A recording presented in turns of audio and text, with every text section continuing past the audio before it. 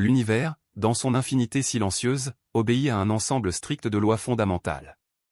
Pendant des millénaires, l'humanité a déchiffré ces règles, trouvant du réconfort dans la prévisibilité newtonienne des orbites planétaires et du comportement de la matière. Nous étions habitués à penser que, dans les froides immensités de l'espace, la physique n'était qu'une équation simple et rigoureuse. La lumière et la chaleur s'éteignent. Tout se fige. La glace devient aussi inerte et éternelle que la pierre. Pourtant, à présent, à 3 unités astronomiques du Soleil 3 fois plus loin que la Terre, quelque chose se produit qui contredit totalement cette logique glaciale. L'objet désigné Troï Atlas se comporte d'une manière que nos modèles jugent impossible. Il projette avec force et violence de la vapeur d'eau dans le vide. Le volume est impressionnant, les instruments détectent, même à cette distance, 40 kg d'eau par seconde. Ce n'est pas une évaporation discrète, c'est une véritable fontaine cosmique. Et voici le principal mystère. À une telle distance, les rayons solaires sont bien trop faibles pour transformer la glace d'eau en vapeur. À 3 UA, l'eau devrait être plus dure que le granit, prisonnière d'un sommeil cryogénique, absolument immobile. Mais cet objet s'est réveillé. Et il n'est manifestement pas d'ici. Nous avons devant nous Troï Atlas, le 3e visiteur interstellaire confirmé dans notre système solaire. Son comportement étrange n'est pas une simple curiosité scientifique. C'est un défi majeur lancé à toute la physique cométaire. Mais ce qui impressionne encore davantage, c'est son origine. Ce voyageur est incroyablement ancien. Selon les estimations actuelles, il a entre 7 et 10 milliards d'années. Un chiffre presque inconcevable. Notre Soleil n'est qu'un jeune adulte de 4,6 milliards d'années. La Terre s'est formée il y a 4,5 milliards d'années. Or Troï Atlas errait déjà dans la galaxie des milliards d'années avant l'apparition de notre étoile, avant même la naissance de notre système. C'est une relique de l'aube de la Voie lactée.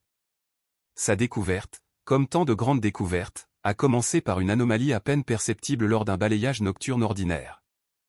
Le 1er juillet 2025, le réseau de télescopes Atlas au Chili, qui fait partie du réseau mondial astéroterrestrial Impact Last Alert System, effectuait sa veille habituelle. La mission du réseau est de repérer les astéroïdes dangereux. 4 télescopes répartis dans le monde photographient plusieurs fois par nuit les mêmes portions de ciel, à la recherche de tout ce qui bouge. Cette nuit-là, le télescope chilien a capté un faible point lumineux qui n'existait pas quelques heures plus tôt. Au début, cela n'a inquiété personne. L'automatisme a classé l'objet comme une comète probable provenant du nuage d'Oort, le réservoir glacé lointain qui entoure notre système. Mais au fur et à mesure que les données s'accumulaient, un tableau stupéfiant s'est dessiné. La trajectoire était anormale. Les calculs d'orbite ont plongé les astronomes dans l'extase, la courbe n'était pas une ellipse. Une ellipse aurait signifié que l'objet était gravitationnellement lié au Soleil et resterait à jamais dans notre famille. Chez Troï Atlas, l'orbite est hyperbolique. C'est un billet aller simple. La signature d'un voyageur libre. Sa vitesse est si grande que le Soleil ne peut que légèrement dévier sa trajectoire, jamais le capturer. Il vient d'ailleurs et repart plus loin. Pas de retour possible. Conclusion, voici un véritable visiteur interstellaire. Soyons clairs, il n'est pas né autour de notre Soleil. Il s'est formé dans le disque protoplanétaire d'une autre étoile, à des années-lumière d'ici. Pendant de longues ères, il a tourné autour d'un autre Soleil jusqu'à ce qu'une perturbation gravitationnelle, une étoile passant à proximité ou un géant gazeux migrant ne l'expulse de son système natal dans les ténèbres glacées de l'espace interstellaire. Pendant des milliards d'années, il a dérivé là. Et voilà qu'en un instant cosmique fugace, son chemin a croisé le nôtre. C'est un messager d'un autre monde, portant l'empreinte chimique d'un système que nous ne verrons jamais. Tout objet interstellaire suscite des spéculations, mais lui attribuer une origine artificielle reviendrait à passer à côté de l'essentiel. La réalité est bien plus fascinante. Ce n'est pas une sonde. C'est une capsule temporelle naturelle, un échantillon accidentellement livré de l'ancienne galaxie. Le noyau de Troï Atlas est une montagne de glace et de roches de 2 à 6 km de diamètre, d'une masse d'environ 30 milliards de tonnes. Sa vitesse est vertigineuse, 210 000 km/h par rapport au Soleil, près de 60 km par seconde. Il est ancien, énorme, file à une vitesse inimaginable et viole les lois physiques auxquelles nous sommes habitués. Nous n'avons qu'une seule chance de l'étudier. Pour comprendre l'ampleur de l'anomalie, rappelons le comportement des comètes ordinaires. Dans notre système, nous observons depuis des siècles ces boules de neige sales, des agglomérats de glace, de poussière et de débris restés après la naissance des planètes. La majeure partie de leur existence, elles la passent en congélation profonde au-delà de Neptune, dans la ceinture de Kuiper et le nuage d'Oort. Là, elles dorment. Mais parfois, un choc gravitationnel en envoie une vers le Soleil. À mesure qu'elle s'approche, tout change, la comète se réchauffe. Au-delà de l'orbite de Jupiter, le rayonnement solaire commence à agir. D'abord s'évaporent les glaces ultravolatiles dioxyde de carbone et monoxyde de carbone. Le grand spectacle, c'est l'évaporation de la glace d'eau qui crée la chevelure et la queue. Ce processus a une frontière nette environ 3 UA du Soleil.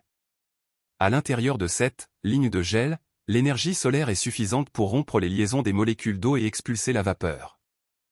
Ainsi naît la chevelure, que le vent solaire repousse pour former la queue. Voilà comment fonctionne une comète ordinaire.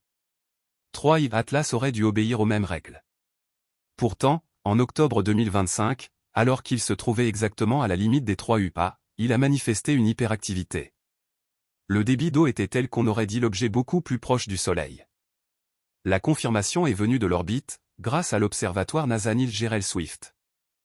Swift a été conçu pour détecter les sursauts gamma, mais ces détecteurs ultraviolets sont parfaits pour autre chose. Sous l'effet des UV, l'eau se dissocie en radicaux hydroxyle OH qui brillent intensément dans l'ultraviolet. Lorsque Swift a braqué son regard sur 3 Atlas, le signal de l'hydroxyle était éblouissant. Le calcul a donné un chiffre précis, 40 kg d'eau par seconde.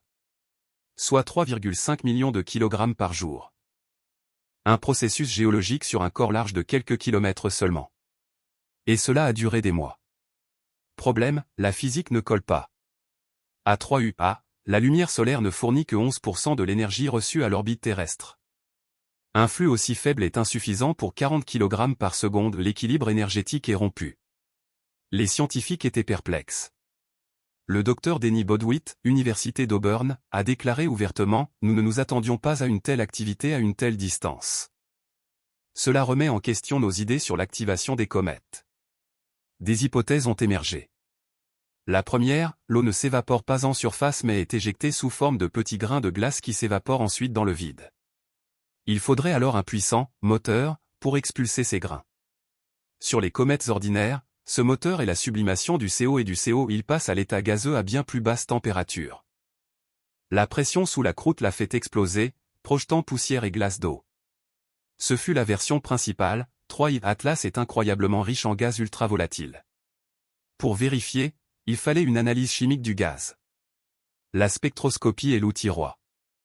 La lumière solaire, en traversant la chevelure, est absorbée et réémise par les molécules à des longueurs d'onde très précises, leur empreinte digitale. Un spectrographe décompose la lumière comme un prisme et, grâce aux raies brillantes ou au creux sombre, on lit la composition exacte. Mais l'objet était très faible. Il a fallu mobiliser l'armée des plus grands télescopes du monde. James Webb, le géant infrarouge en L2, Hubble, visible et UV, le nouveau SPHERIX, plus tout le réseau au sol d'Atacama aux Canaries en passant par Hawaï. Les données affluaient des 4 coins de la planète et de l'espace. Le résultat a dépassé toutes les attentes, le rapport CO est de 8h01. 8 molécules de dioxyde de carbone pour une d'eau. Chez nos comètes, l'eau domine toujours. Un tel ratio est chimiquement étranger. Le mystère de l'eau était résolu, le moteur était bien le CO. Il s'évapore déjà à 78,5 degrés, c'est même sous la faible lumière de 3 UA, crée une pression, fait exploser la croûte et expulse la glace d'eau qui s'évapore ensuite dans le vide. Le « comment » était expliqué. Restait le « pourquoi » la comète est-elle si riche en carbone? La réponse se trouve dans sa naissance. La composition d'une comète est la mémoire gelée du disque protoplanétaire où elle s'est formée. Dans notre système, il existe des lignes de gel, nettes, près du Soleil, seulement la roche, plus loin, la glace d'eau, encore plus loin, CO et méthane. Le ratio 8h1 de 3 Atlas indique qu'il est né dans une zone bien plus froide d'un autre système ou dans un système initialement riche en carbone. Le docteur Bodwitt, cette comète a cuit dans un tout autre four. Nous analysons pour la première fois la chimie d'un chantier planétaire étranger. Ce qui fut encore plus stupéfiant, c'est l'âge. L'analyse de la trajectoire et des traces de rayons cosmiques en surface a donné 7 à 10 milliards d'années. C'est plus vieux que notre Soleil de plusieurs milliards d'années. Quand ce morceau de glace s'est formé, la galaxie était jeune, la formation d'étoiles battait son plein, l'univers n'avait que 3,5 à 6,5 milliards d'années. Quelque part dans cette galaxie ancienne est née une étoile, autour d'elle un disque, et à sa périphérie glacée, notre visiteur. Puis il a été éjecté et a dérivé 7 à 10 milliards d'années dans les ténèbres cryogéniques, conservant sa chimie intacte. 3 Atlas est le troisième de la galerie des visiteurs interstellaires. Le premier 1 Oumuamua, 2017, sec, en forme de cigare, accélérant sans émission visible de gaz. Le second 2 Borisov, 2019, une comète à eau ordinaire, presque comme les nôtres. 3 objets, 3 histoires totalement différentes. Cela prouve que les systèmes planétaires de la galaxie sont d'une incroyable diversité. Ces visiteurs changent la réponse à la question « Sommes-nous seuls ?» Ils apportent eau et carbone, les ingrédients clés de la vie. 3 Atlas confirme que la matière première de la vie n'est pas unique, elle est produite partout et voyage entre les étoiles. L'espace interstellaire n'est pas un tueur, mais un congélateur. Les molécules organiques peuvent survivre des milliards d'années à l'intérieur d'une comète. La galaxie est un écosystème unifié où la matière circule de système en système, ensemençant les jeunes planètes.